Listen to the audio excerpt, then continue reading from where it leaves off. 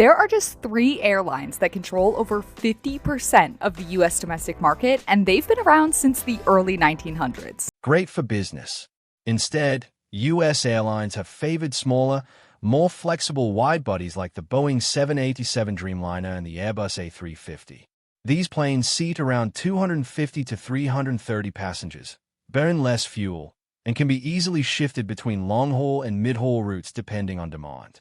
United Airlines, for instance, has invested heavily in the 787 and recently placed large orders for the A350-900, betting on fleet commonality and efficiency over sheer size. Delta has followed a similar path, modernizing its international fleet with A350s and retiring older Boeing 777-200LRs. American Airlines, too, has chosen the Dreamliner for many of its international routes. Beyond passenger demand, there's also the issue of risk management. Investing billions into a brand new type like the 777X, especially one with a troubled development history, poses serious financial exposure. And after the painful lessons of the 737 MAX grounding, U.S. carriers have become more cautious. They want proven reliability before committing to an entirely new variant. Meanwhile, big Gulf carriers operate under a different strategy. Massive connecting hubs and government support, allowing them to keep hundreds of large jets busy around the clock. This difference in business models explains why the 777X has struggled to find American buyers. It's not about the aircraft being bad. It's about fit. The big three U.S. airlines have quietly concluded that for now, the future lies in smaller, more flexible, fuel-efficient planes. Boeing, however, hasn't given up. Certification work continues, and recent successful crosswind and flight envelope tests at LBB show progress. Executives remain confident they can convince at least one major U.S. carrier to buy in once the plane is ready. And for travelers, that could still mean seeing the 777X in American skies, just later than anyone hoped. It's good for business. It's no wonder that many American airlines lean towards slightly smaller long-range aircraft like the Airbus A350-900 or the Boeing 787 Dreamliner, which carry fewer passengers but can still comfortably cover transatlantic and transpacific routes. The Dreamliner, in particular, has become a favorite workhorse. United Airlines has built much of its long-haul network around various 787 models. Delta has balanced its fleet with both A350s and some Dreamliners, and American Airlines has focused more on the 787-9 and 787-8, which fit better into its mixed route network of transatlantic, Latin American, and select Asian destinations. All these decisions point to the same underlying strategy: flexibility over sheer size. But aircraft choice isn't driven by passenger numbers alone. Geography plays an equally large role.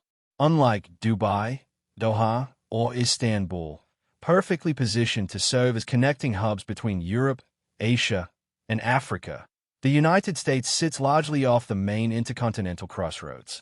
For most people flying into the U.S., it's the end of the journey, not a midway transfer point.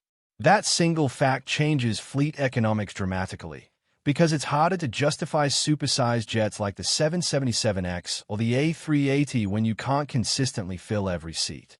Add to that the complication of U.S. airport infrastructure and immigration policy. There's no sterile international transit in most American airports, so even connecting passengers have to go through customs and immigration, making fast connections far more cumbersome than in European or Asian hubs. These systemic factors mean U.S. carriers have less incentive to operate huge planes designed to funnel hundreds of connecting travelers through a single hub. Then there's the matter of timing and trust. Airlines plan fleet strategies years in advance, and when an aircraft initially expected by 2021 slips to a 2026 delivery date, it upends those carefully planned schedules and financial models. It's no surprise that some airlines like Emirates have publicly criticized Boeing and demanded compensation. But American carriers, already cautious by nature, often choose simply to wait things out rather than risk betting on a program mired in delays. Meanwhile, Airbus has seized the moment. The A350-1000, which offers comparable range and capacity to the 777X, is already flying, proving itself with major international carriers. Delta, for instance, has ordered 20 A350-1000s, while also retaining the flexibility of smaller A350-900s to cover thinner routes. This modular approach gives airlines choices beyond a single large model, a decisive advantage at a time when demand shifts unpredictably. Still, the 777XS story in America isn't quite over.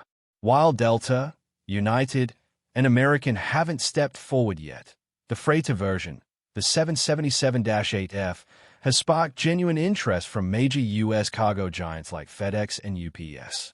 Cargo airlines care less about filling passenger seats and more about total payload, range, and fuel efficiency.